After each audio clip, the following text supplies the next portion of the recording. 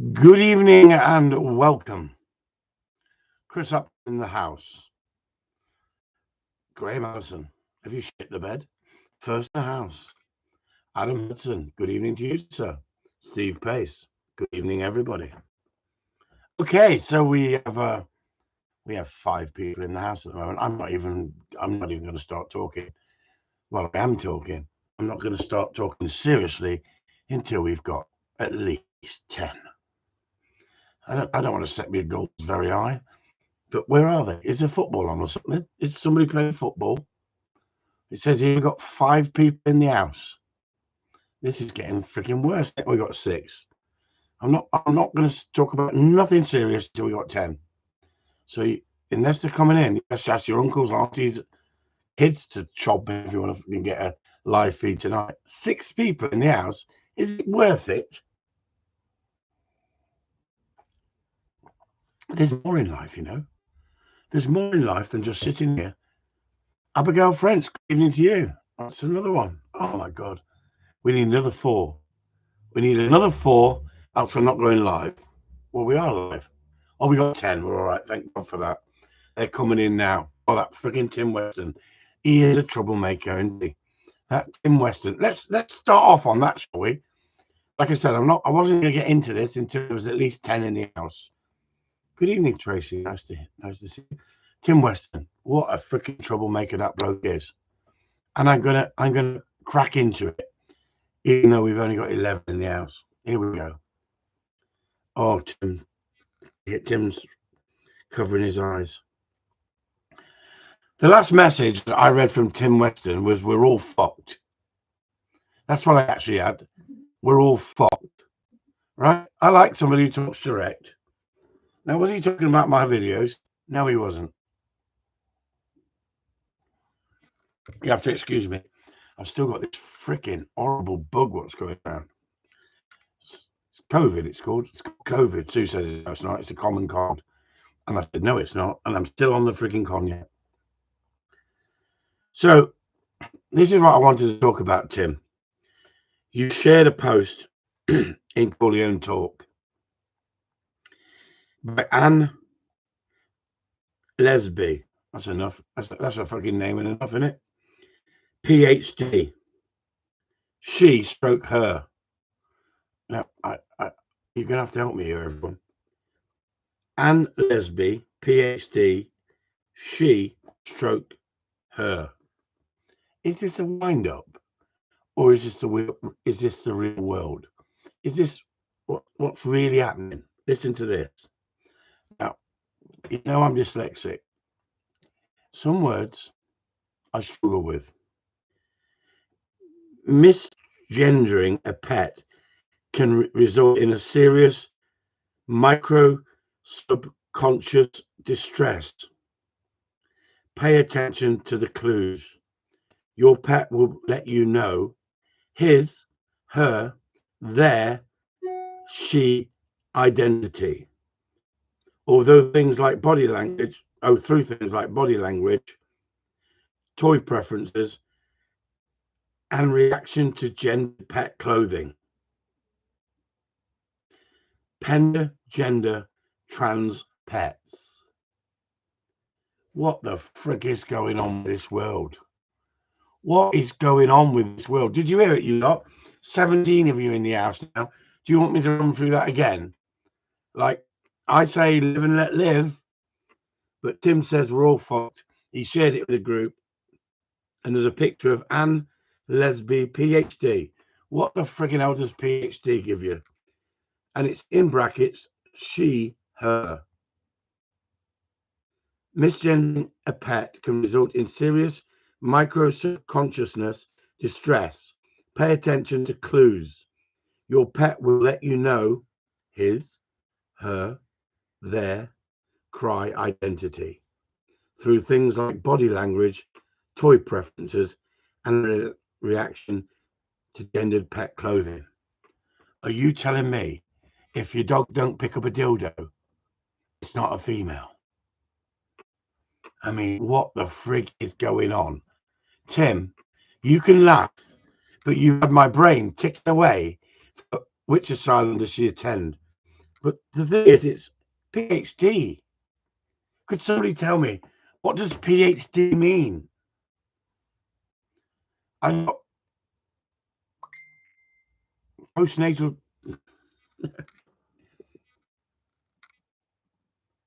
Oh, God. Sorry, it's my daughter's talking to me about Father's Day. I don't think she realises I'm on here. I'm trying to freaking get my head round freaking. Oh, honestly, that's a person with issues. No forced image. That's completely messed up in the head. Full stop. But is it? Do you honestly think my spaniel has a pink lead? It's actually a her. Yeah. Do you honestly believe that these people are real, or do you think they just put them on the internet? Just sorry, I have to put up with my cough. I nearly cancelled tonight. Can you explain to me? So I want someone to look up Anne Lesby, ANN LESBY, PhD. Could you tell me whether you think it's real? We got someone in the world that actually believes this. Sorry, I got freaking one of them things flying around again. I just honestly, one-handed. I'll try to kill it for you. I don't want it flying around in front of me.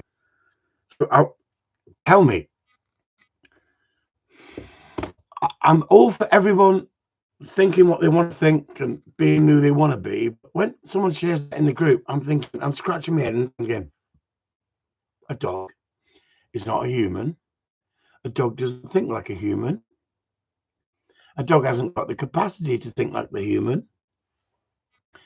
And if you dress your dog in a tutu, in a pink tutu, and you parade it around with a Gucci freaking collar, whether it's a Gundog or a pet dog, I don't think it gives a shit.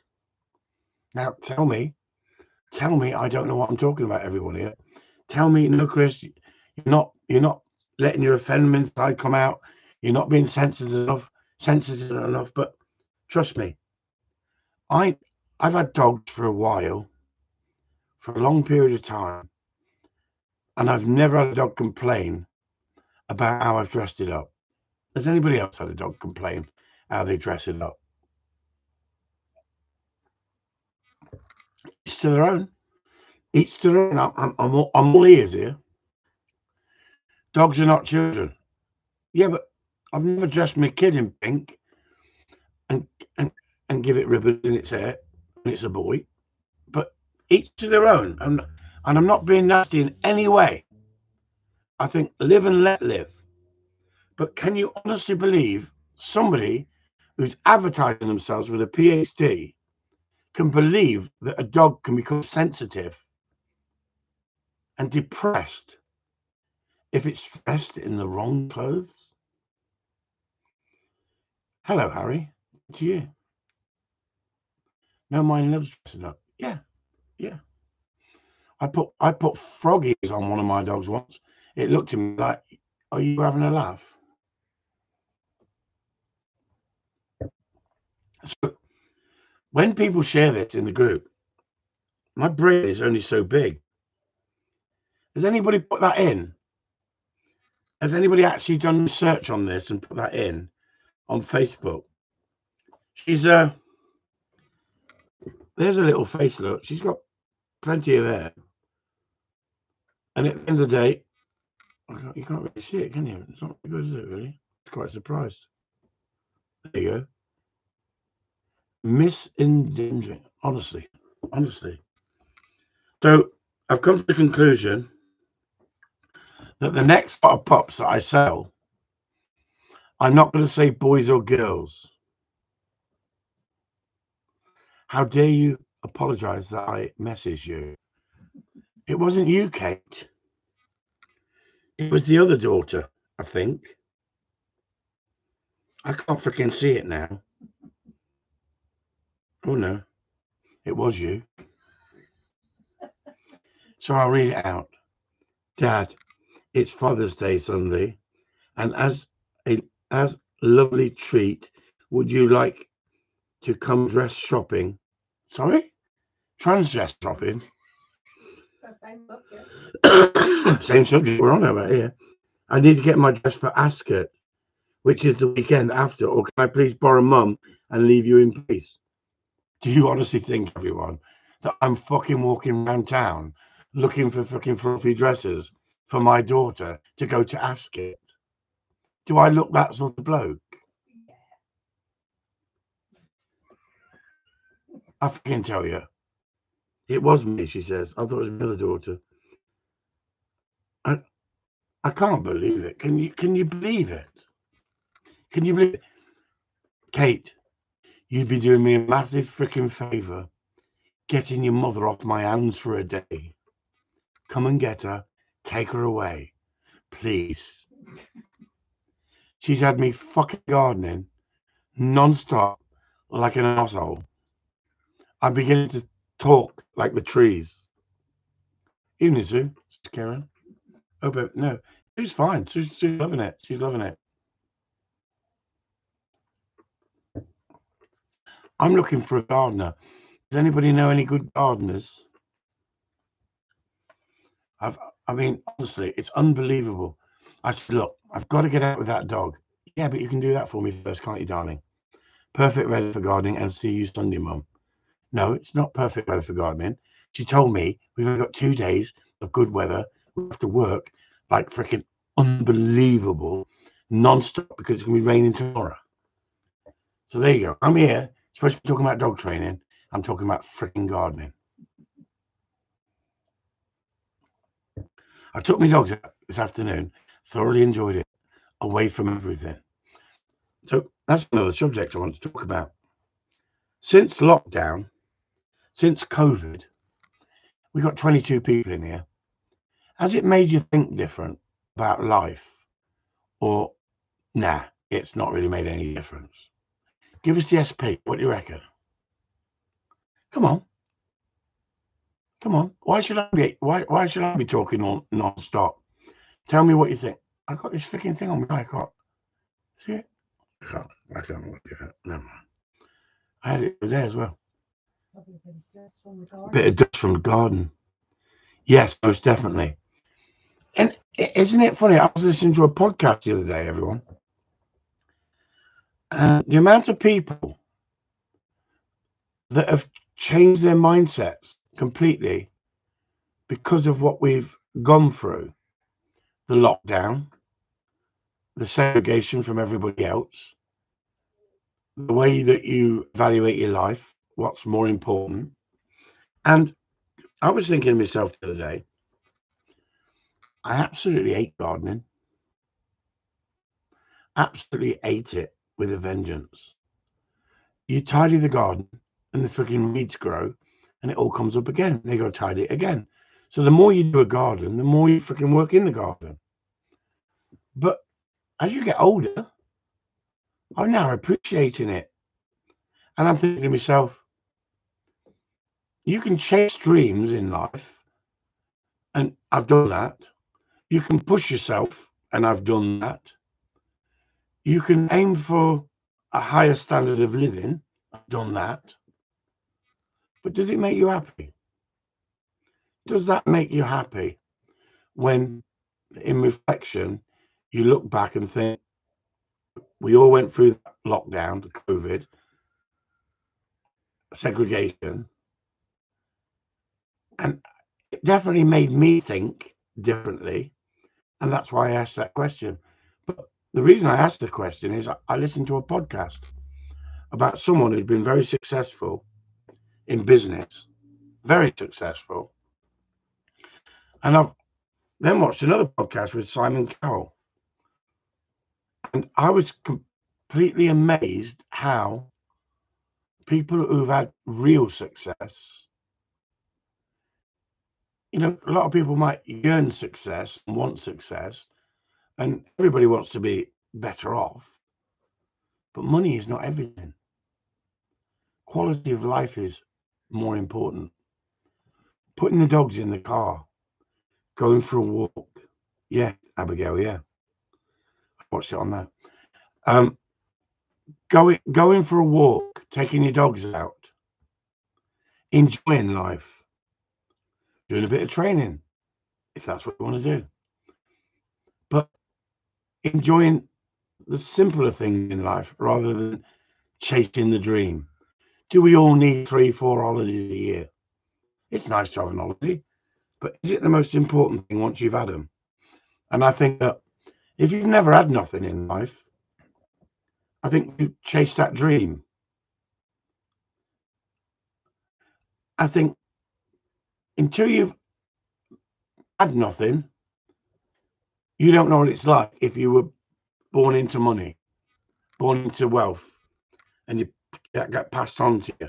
I'm not saying that's a bad thing. What I'm saying is, it's amazing when you listen to these people on these podcasts, how they say, even with all the money, whether they started from nothing and built it up, or whether they were born into it and went to public school and did well for themselves.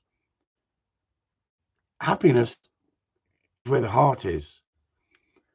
And I think to myself, I have been so fortunate to have such a wonderful partner at my side who's let me have my dreams, who's let me push as far as I wanted to push. And at some points, I became obsessive with pushing, chasing a dream. But like Graham says, reset my values, greatly appreciate the things I still have. Material values matter less. You couldn't have said it better, Graham. You couldn't have said it better. And I look back, and I like one of these podcasts I was listening to, I think it was the Simon Cowell one. They're wonderful, aren't they? Because in the days when we were youngsters, we had, this is your life. You'd listen to somebody and they'd tell you their life story, how they started, where they came from, rich background, poor background, and made it. And most of those people, this is your life, is people who've been successful. And I'm not saying that success is everything, but a lot of people chase a dream. And yet other happy people, the people who don't need to chase the dream, are happy in the environment they're in, happy with the background. Stop it, Frank. I'm trying to be freaking serious here. Honestly. But in reality, that's probably not fear her. I think I'm going to die. But it's like, don't you? Look, man flu. That's what my daughter got me. They take the piss every freaking time. Man flu. It's just not a cold. It's man flu. But the point is, Karen, success doesn't equal happiness. You don't know till you've tried it, do you? And where do you draw the line between success and success in reality, what someone else gets? Because someone like Simon Cowell, when I listened to that podcast, both of those people on that podcast are multimillionaires. And they've both been for counselling. They've both been for counselling. Now you tell me here. Let's be honest. Who can say that they've gone for counselling? Can anybody on here say they've gone for counselling in the past for anything? You don't need to say what it's about. Whether it's breakdown in a relationship, whatever. Karen says yes. Thanks for your honesty. I've never been for counselling in my life. I think if I lied on a freaking psychiatrist's counter For anger when I was young. For anger when I was young, yeah. Harry says I go no. Well, I appreciate your honesty, but I've never felt the need that I wanted to. And I know that Sue wouldn't want to, because she likes to keep herself to herself, keep her thoughts to herself. It's hard enough to get the conversation out of her emotionally compared to some people, and we're all different. But it isn't funny that how some people feel that they need to talk to a complete stranger about their problems they're going through. And I think that it's back to depression, isn't it? And people who feel like committing suicide, or people who have committed suicide. and I've had family members who have done that. But I'm one of the lucky ones because I'm a get up and go man. I'm a get up and go. You get knocked down in life, and you got to push yourself. You will be going after tonight's show, Chris. Yeah, I could sit down with a psychiatrist, but I'd want to fuck their head up. They'd be on the couch. They'd be on the couch paying me for my guidance.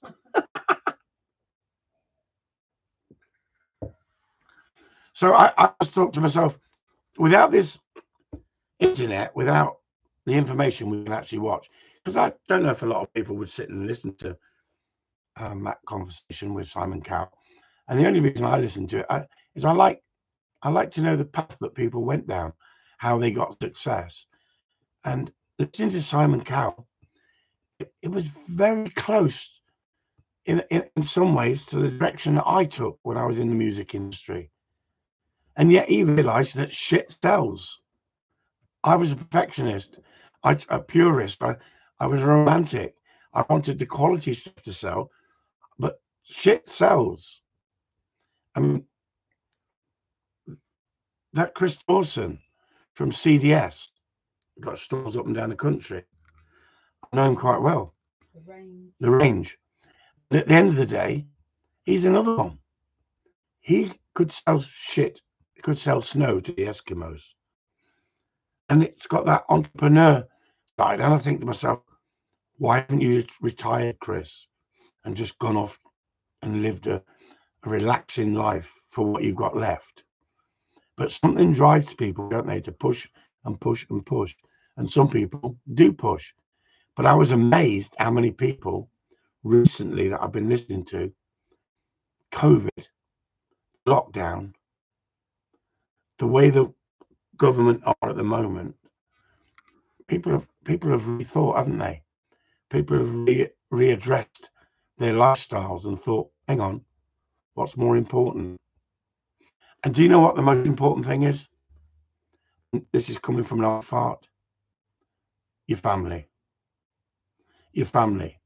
If you've got a loving relationship with your parents and your brothers and sisters, your nephews, whatever, and there's a loving, close bond there, cherish it, because not everyone's got that. And that's the same as that relationship with your dog. I don't get like over sentimental about the relationships with my dog, but each dog I could read so easily. I could tell which ones were I could tell which ones were the sensitive ones. I could tell which ones I could put more pressure on. But I've never had one dog after lying on a psychiatrist's couch because of the way I've treated them. I've never broke a dog and destroyed the temperament of the dog. I've mastered how to read the dogs over the years and how to get the best out of them. And this is what people don't realize. Each dog is different, the same as each person. Tracy says, I love a simple life with my family and dogs. Exactly, Trace. Exactly. It's not all about what car I'm driving, what holidays I have, look at my house. It's about the quality, what you feel inside, isn't it? To be honest, we didn't lock down in any way. We just carried on as normal. Well, some. I think there's a follow-up, isn't it? It. Yeah, it was normal. It. Well, go on, tell us more. I think if you can live in the environment you're in and you can be happy, doesn't matter what environment you live in, then you're lucky, aren't you? As simple as that. And one of the things that Simon Cowell said, and I totally understand, is he said, when I had nothing, I was at my happiest. And you could think, how the hell could that be? You could afford to employ anybody you want, go anywhere you want, retire, and yet you were happier with nothing. There was less pressure with nothing. If you're happy with nothing, and I can flick back in my mind, in my youth, with nothing, I was living daily and thoroughly enjoying it. I wasn't thinking about the future. And yet I was in the moment. Everything was exciting. Everything was a challenge. And I like being put under pressure. And the more pressure I get put under, the stronger I become. But as I get older, I'm beginning to think different. Anyway, this is supposed to be a Gundog site. What the frick am I talking about? Does anyone want to talk about Gundogs? But I've been so lucky because that's what I can go back at. I can be so lucky and think, when was I happiest? When I had dogs, Gundogs. Was I happy in the early days when I was training them? Yeah. Was I happy when I was trialing them? Yeah. For most of the time. But once I decided that I'm not willing to play their game, I lost interest. I pulled away from it because of the corruption. I wasn't interested in corruption. But then what did I do? I still didn't jack it all in and go off playing golf because of the love of training dogs. The love of training people stepped up, helping people. And that has given me more buzz than training dogs myself, training dogs to a winning standard and winning, and chasing dreams. Training people to have a better understanding of their gun dog and sticking to something I love has given me the greatest of pleasures. And so when I look back, I don't think I can look back and go, I was happier 30 years ago or 40 years ago or 50 years ago. I can only say that I live in the moment, a bit like the dogs. And dogs don't hold baggage unless you've really fucked them up. And they're a lot tougher than people make out. And you can turn a dog round with baggage, but because they don't hold it big time, they live in the moment. And if you can get them to click back into that moment, you can get them on your side. And I think that we got that many people these days who have to seek professional advice for their emotional unbalance, who carry that baggage. And I'm not condemning or criticizing anybody who's needed help and they've reached out. I'm not knocking that. What I'm saying is we've become more of a less tolerant society, more judgmental. People want to be liked more. There's this obsession to be liked, when in reality, is it that important? Is it that important? Is it not better to be you as a person, be the true you? And if people like you, they like you. If they don't like you, it doesn't matter. It doesn't matter. If you're not enjoying what you're doing, go on to do something else. But the amount of pleasure that I see in people who put up videos or in our group who give us information about what they've achieved and how they're getting on and gain success. People think you can talk to your dogs and your dogs will understand you, like a human will understand you. Trust me, I love my wife dearly and she loves me dearly. We're from a different planet. What I think and what she thinks is two completely freaking different things. From Venus and you're from Mars. Hear that? Hear what she just said? She's from Venus and I'm from Mars. She's from Uranus. No, sorry, that was rude, wasn't it? No, sorry. Pluto. What? You're Pluto. I'm Pluto. She's been on the drink. I know that. She's been on the drink. Anyway, who actually likes my husky voice? Sexy. Sexy.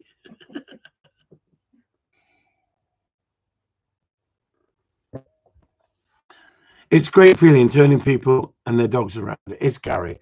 It's a real good feeling, and it gives me a buzz. And I think that because I struggled so much as a youth in school, as a kid in school, and got told you're going to be nothing, you're never going to do anything. I've achieved nothing in comparison to a lot of people. Absolutely nothing. I'm a minnow in a big pond, but I'm a minnow who's been swimming around fucking having a laugh and still having a laugh. And I don't give a shit about the big fish. I don't give a shit about the small fish.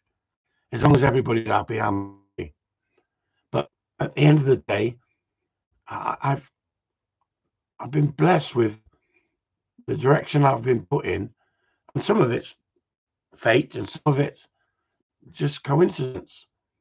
But it's wonderful having a group of people like-minded, enjoy training dogs, enjoy having a bit of banter, not being overly serious, saying it the way you see it, saying it as it is, as you see it.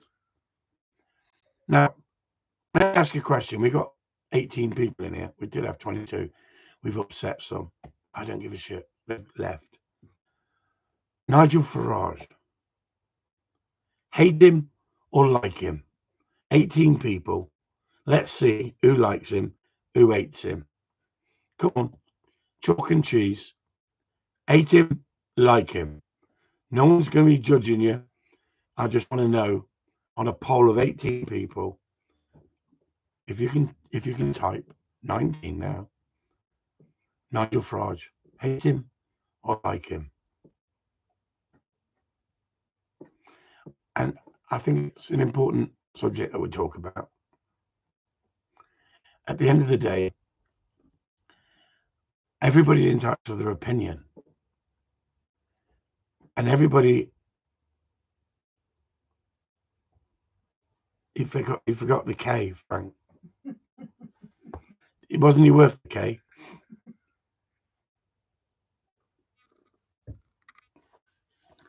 I've been watching the news lately, and the news has been absolutely nailing him. They go after him for the slightest of things. And when you speak your mind, I think personally that's the price you pay. And I think somebody's thrown a fucking milkshake at him. Somebody's been throwing stones at him, haven't they, or something on the bus. And I understand completely that Nigel Farage knows how to work the crowd. He's a businessman. He knows how to manipulate situations. But I got to say, and I just have to put up with it, wouldn't I? I like him, right? And if other people switched off because I liked him and they didn't like him, that's their problem, not my problem. Yeah, I think he did, Tracy, and I think it did him good to go on there and show him as a human rather than, a person who speaks his mind. And yet he wasn't. I don't think he was false on there. I think you saw Nigel Farage, and I've heard other people as well say I know Nigel Farage really well, and he's the sort of bloke you could sit down in a pub and have a chat with, and he hasn't got airs and graces. He says it the way he sees it. You don't have to agree with everything he says or everything he does, but as soon as someone like him steps up and they're a challenge, they're a threat to the others. Did you see that? Or we want him to join the Conservative Party, and then other Conservatives going, no way, he's just like Trump. It's like that love-hate relationship. It's like Trump. Imagine people who think Trump is an absolute waste of time, and yet there's some very, very high-profile people who say that Trump would stop the war in Ukraine. Now, if the war could stop in Ukraine, I'd be over the moon. It'd be fantastic. And if they could stop the war in Israel, that would be wonderful as well. You know, I'm all for saving lives. He's far more connected to the electorate than other millionaire idiot politicians. Exactly, Nigel. I agree. And when you listen to this garbage trying to sell you with Labour and Conservatives, they're like those two in that chat were like two fisher wives, weren't they? Like squabbling. Unbelievable. And yet they're no different. Their policies are the same. And at the end of the day, And then give each other a hug and a kiss and a smile and a pat on the back. and that's it. There was no animosity because, like Sue said, they were then at the end of it hugging each other and giving each other a kiss. Like great debate. It wasn't great debate. It was a slagging match. Well, debate is debate, and I love debate. But unfortunately, people get triggered. If you don't agree with their method, people get triggered, don't they? And that's what I've learned over the years on the internet. You're wasting your time arguing with people who haven't got an open mind. And yet, if you don't put yourself out there, nobody knows about you, do they? Nobody knows where you are. But is that down to lockdown? Is that down to the fact of I'm getting older? I don't feel the need to push my presence on the internet like I perhaps used to. I built a massive following by putting my videos up, but I didn't do it for vanity. I did it because I'm a strong believer in being open and honest. And I hate the hypocrisy of these people walking down the road with the dog on a lead, not pulling. And people give them 400 likes, but they're not showing how they're getting the dog to walk down the lead without pulling. As soon as they did a light leash correction, the dog went major fucking message sent down the lead. So you know exactly how they've been trained. And I'm not saying it's wrong, but they're not being honest. They're not being open. They're misleading. And they're talking to the dog like it's a child. All right, sweetie. All right, darling. Come on then, sweetie. Come on then. Freaking never ever spoke to a dog like that in my life. I've never even spoke to a woman like that in my life. And I like women. But I've never been so patronizing, so like creepy. You know, I know in real life they don't do that. So why would you pretend, or do you want to be liked on the internet? Is it a matter of being? Is it a matter of thumbs up? Is it a matter of likes? Is that what this world's come to? Because I don't think Nigel Farage needed to do what he's done. Step up. I just don't think he liked the criticism when people said, if you're not going to stand, Nigel, then I'm not going to vote for the party. And it bothered him because people more or less said, you've lost your mojo. Imagine being knocked back as many times as he's been knocked back, trying to get a seat on the government because of his outspoken ways, his open thinking. And yet, now he stands a chance of getting a place. Everybody's throwing in the knives, aren't they? BBC, ITV, every debate he's on, it's like you're far right. You're far right. What the frick is far right? Is that wearing is it gun boots? A freaking Nazi salute? What is far right? Look at France. They've sent them a message, haven't they? Is she really far right like she used to be? A lot more to the right? Or is she coming to centre ground because she realised you can't be too far out on a limb? And that's the difference. If you look, politics is changing. But so is Gundogs. So is Gundog training. It's changing because it's all about politics. It's all about how you sell yourself. Did you see Richie Sunak in his interview saying that he didn't get everything in life he wanted because he couldn't get freaking Sky TV. Not Sky TV. Is it Sky? Yeah, it was fun. Sky TV. We had to suffer as a child. We couldn't get Sky TV. How many people remember the days where you couldn't even get a good freaking meal on the table because your dad's money's not come through? Or it's the end of the month. Freaking live in a different freaking world. We did a 3-day week. Remember when the bins were being emptied? The miners were on strike. The electricity was being switched off. They live in a different world. I listened to a conversation with O'Brien on the radio today. He was saying that I didn't get this and I didn't get that, and I thought the world was ending. Clueless comes to mind exactly. A lot of politics, indoctrinating, lots of backstabbing and jealousy. Exactly, Gary. It's all the same, isn't it? It's all about media presence. It's all about what can I mean, there's certain people in politics that I got a love-hate relationship with. George Gallagher, freaking right fruit bat in some ways, isn't he? Who saw him on Big Brother? What a freaking nut job! But actually, for some of the things he stands up for, I've got to agree with him. I couldn't agree with him for everything. And at the end of the day, I have an open mind. And he's absolutely hammered because of his free speech, because of the way he says what he feels. And yet he's entitled to free speech. But in this government, this is the whole point about Trump. People who have supported Trump are being locked up because of freedom of speech, to suppress their freedom of speech, to control the media.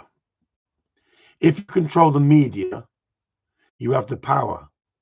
But if you can't control the media, you don't have the power. Thank God we've got the internet where we can have an open mind and look at both sides of the argument.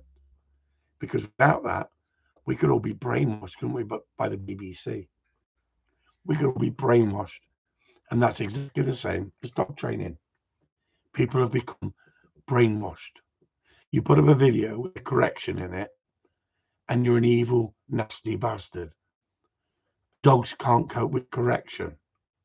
How many people on here know that dogs can cope with correction and respond well to correction if correction is given at the right time and the right level? And the skill is knowing how to use the tool. And that's exactly the same as rules and boundaries for your kids and rules and boundaries for society. There has to be rules and boundaries. Without rules and boundaries, we've got anarchy. And that's exactly what we got in the dog training world. Anarchy, because of idiots who say the dogs can think for themselves. The dogs have the capacity to make the choice. We shouldn't be stepping in. And I just, the more I look at it, the more I want to argue with these planks. People deal with things different. You're going to have to tell me a little bit more than that, Adam. I agree with that. But people do agree. People deal with things differently. And so do dogs. And the skill is reading the dog. But if you don't know how to read a dog, or you don't know how to use a punisher, or you don't know how to use gameplay, or you don't know how to make it fun, or you don't know how to show the dog you're not happy with the situation. And that's exactly the same as I brought my kids up. My kids don't hate me because I used discipline. I used corrections. I never beat my kids. As simple as that. And I tell you one thing I did do. I always praised my kids if they had success. If they did well, I was the first person to be so proud of them and say, well done. But if they were struggling, I never ran them down. I never criticized them in a negative way. I only ever criticized them if they're blatantly going wrong. And then I stepped up and used criticism. And all I'm interested in is, now I'm older, I look back and think, did I do a good job? And you know what I can say? I did my best. I did my best.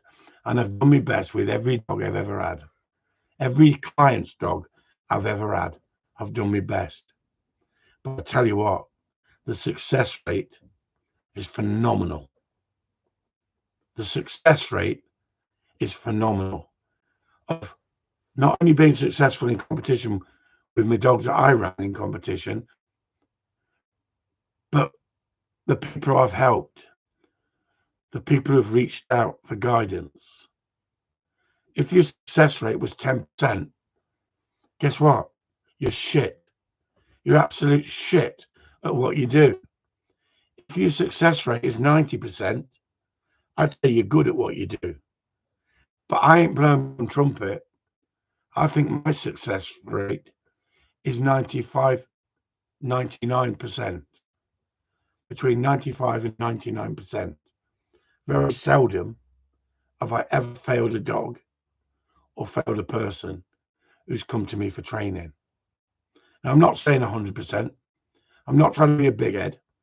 I'm saying that when you're up there with honesty and your integrity, the way you say it, and you get that sort of success, you've got to be doing something right, don't you? As long as they give their all, you're proud.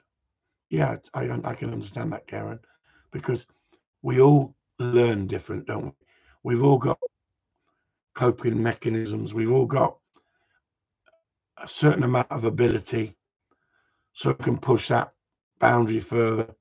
Some were born more intelligent and lucky enough can pick things up. But just because you might not be academically brilliant at English, you might be brilliant at maths, you might be brilliant at something else, hands-on stuff. You've got to look for the positives, but work on the negatives. And that's exactly the same as dog training. Working on those negatives, but understanding the positives and building on the positives, because the positives, if you're getting accreditation, and this is the problem with today's society, I want accreditation, I want a certificate. The certificate don't mean shit if you've not earned it. But true accreditation deserves reward. It deserves positive feedback. And positive feedback pushes you further to go forwards more. And that's why they're flogging this ideology that get yourself an award, become an overnight dog trainer. Because then you feel that you've been accredited. But it's false. It's a false ideology. And that's the problem. You know, like they say, one swallow does not make a summer. You've got to learn by your mistakes. And we've all made mistakes and we'll all make mistakes. And it doesn't matter how much knowledge you've got, you will make mistakes. The skill is knowing how to adjust, how to rectify the situation that you've put yourself in. And there's been the odd dog that I've pushed and needed pushing. And there's been the odd dog that I've pushed and had to back off. There's been other dogs that I've nurtured far too long. And the day I do step in, go, I've had enough of you now, you will listen to me. It's clicked instantly. It's clicked instantly. Why? Was it because I nurtured it? Or was it because I said, hey, enough is enough. You will freaking do it. I've pampered you long enough. And if you've got kids going to university and everybody in university is saying, you can say what you like. You're not going to offend anybody. You can be who you want to be. You can dress how you want to be. Society has got to accept you as you are in every aspect. whether you're a radicalist or whether you're a real softy. Life's not like that. No, when they The real world, when they get out in the real world. And that's exactly the same as the military, isn't it? A lot of people in the military, because they're being told what to do every day, they can get into the routine of being told what to do. As soon as they come out of the military and they've got to think for themselves, some of them struggle like crazy. Some find it very difficult to adjust. And there's that fine balance. Some of them guys or girls went into the military, loved it, learned from it, became stronger, came out, come back into Civvy Street and did really well, or do really well. Others end up on the streets, in shop doorways. It's a strange old world, isn't it? It's a strange old world when you think about it, that each individual is so different, so complicated. And the difference is, freaking hell, Karen's got freaking diarrhea tonight. I'm reading some of this. People deal with things differently, me too. Even if they lose, I'll give them praise. But comment on how they could do better, as long as they give me their all. Timing, discipline at the right level, at the right time. Yeah, you did right. I went camping with an ex-Marine. He set his camp up where everything we had to reach, he would only use a red torch. Yeah, changes the mindset. Get them to show everyone their dog. Best thing you have ever said. Exactly, Alistair, you did right. He could pick up less than 30. What? He could pack up in less than 30 seconds. He's in a freaking hurry to get off the freaking battleground. Yeah. And the thing is, it's like you're regimentally schooled. And some people can cope with regimental schooling. Others couldn't. Others are not set out for it. There was a program on the other day about a bank robber in America. And he was called Mr. Hollywood or something. And he'd robbed 40, 50 banks. And he reckoned it was so easy. And the more he robbed the banks, the more he got keener and keener to rob another one. And he tried to do 3 banks in one day. And then when they got him, and they found him eventually, he shot himself. And he shot himself because he didn't want to spend a life locked up. And that's what he would have got, 30, 40 years locked up. Now, is that guy a modern day Robin Hood? Because he actually robbed these banks and looked after all his mates. And if the mates were generally needing money, like 10 grand or $10,000, he'd give them $10,000 because he was robbing banks, doing one every month. And then he started doing 2. But it started then becoming the adrenaline rush. And at the end of the day, some people would want to rob one bank, go off and live on the money, wouldn't they? But it was more than just the money. It was the challenge. It was the adrenaline. It kept him alive. It gave him something to chase. But that just shows, doesn't it? We're all different. Not everybody could get to that sort of level of crime. And yet, every time you walked into a bank and you held up a gun and you went, this is a stick up. Imagine the shit and the worry you put through them people. Imagine what you put those families through. You walk into a bank and do that. Completely different thing, isn't it? If you're doing internet crime and you're taking the bank's money, but if you're just taking the bank money, that's classed as like the Robin Hood. People don't care so much. And yet, if you're taking old pensioners' money or unprivileged people's money, then you're a bastard. So crime fits into different categories, doesn't it? And if you went into a prison and you said this is what you're in for, oh, I rob banks, you'd be classed as like Bonnie and Clyde. You'd be classed as like a hero because you're taking the money from the system, from the bigger authorities. But just imagine standing in the queue at the bank to put in your £12.50 because, well, you could be in the spa, couldn't you? Because all the banks are closed down.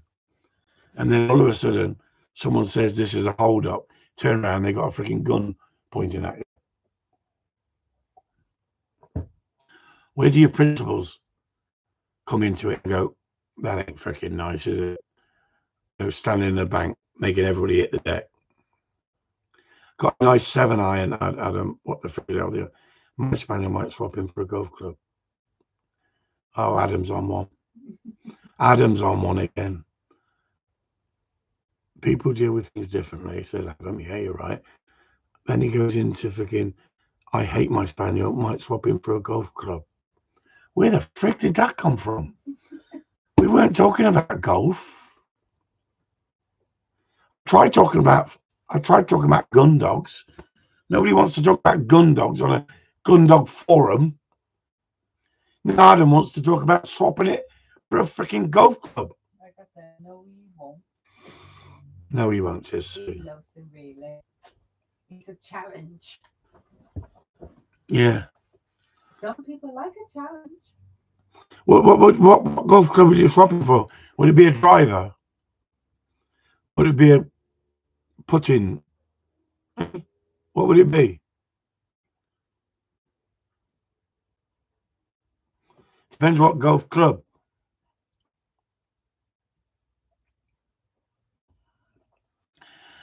Years and years ago, I lived in a house where you couldn't park the car on your property. I used to park it around the back and the side road.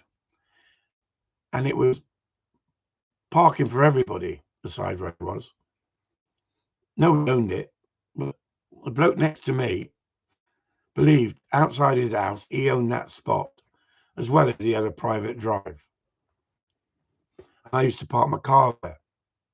And he had a lad who was in the police force. He wasn't a copper. He'd definitely be a ping driver. He wasn't a policeman. He used to be on the desk. So when he went into a police station, he would fill out all the forms and pass you to a police officer. So he was admin, police admin. Anyway, the other son was older and he was in the military. One day I came out to get in my car and I had a Golf GTI. And I parked it outside their house around the corner because I couldn't park outside my house, double yellow lines. And like I say, it was anyone can park there. They don't own the street, they own the house. And I had one car in the front of me and one car behind me, giving me literally that much room. There's no way, even if you reversed 100 times, would you get the car out of that gap. So I knew exactly what the situation was. So I went round, pressed the bell, door opened. There's the military bloke, one of the sons. What do you want? He says, could you move your car, please? I can't get out. He said, I'll move it when I'm ready. And went to close the door. So I put my foot between the door and said, if you don't move it within 2 minutes, I'll move it. With that, the door opened. And before I could fucking go boo, some woman, young girl, flung her fucking hand across and slapped me across the face. From nothing. So Chris wasn't too freaking happy. Now don't forget, I got a gun license. So you've got to be careful. So I said, no problem. I'll give you 2 minutes to move it. And I went back inside into the garage and I come out with a wood for a long driver.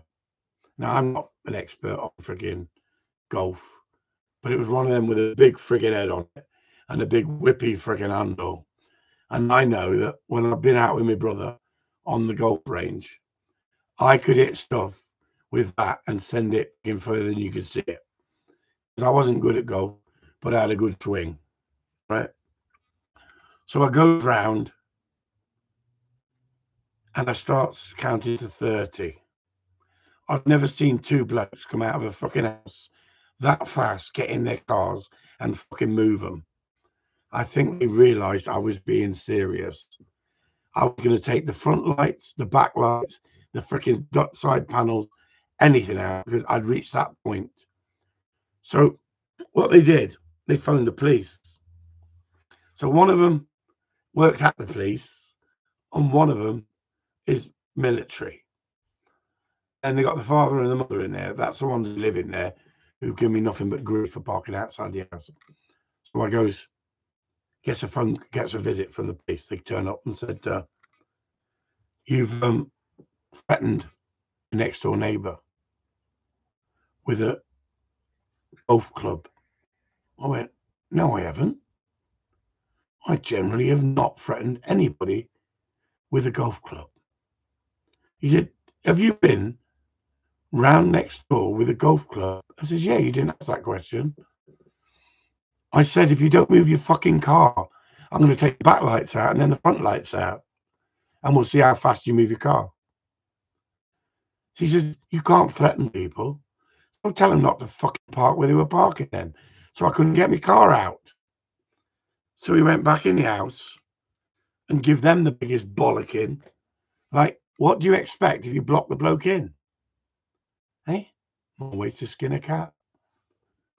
Anyway, on that note, I've mellowed. Therapy lesson over. That was my therapy lesson. And would I do that now? I don't know. I don't know. Honestly, don't know. Depends how much you piss me off.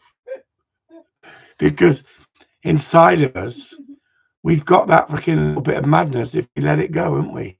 Not all of us, but some of us. Some of us go, bring it on. If it happens, it happens. But I guarantee that the threat of doing it meant more to them than it did to me. Because they didn't know whether I was going to do it or whether I wasn't going to do it. But trust me, your life can change within 15 seconds. And I had no hesitancy, though in those days, I would have started taking the door off, or putting holes in it, and the back lights, if they'd not moved it. I wasn't bluffing, and I'm glad we didn't result to that eventually. They shit themselves and moved the cars. And they never gave me shit where I parked my car ever again on that street after that day. But before that, I don't know. I think they took you under your wheel nuts. Yeah, I had a van. They undid the wheel nuts one day. But before that, I used to get shit every fucking couple of weeks about you can't park outside my house. Anyway, on that note, thanks everyone. Chris Upton signing off. Don't panic. I haven't got a golf club anymore. Sue made me get rid of it. She went, ping, that's going. Thanks for tuning in. Sorry about my voice. Hope you've enjoyed yourself. Stay safe, as Sue says. And bollocks. Bollocks to you all.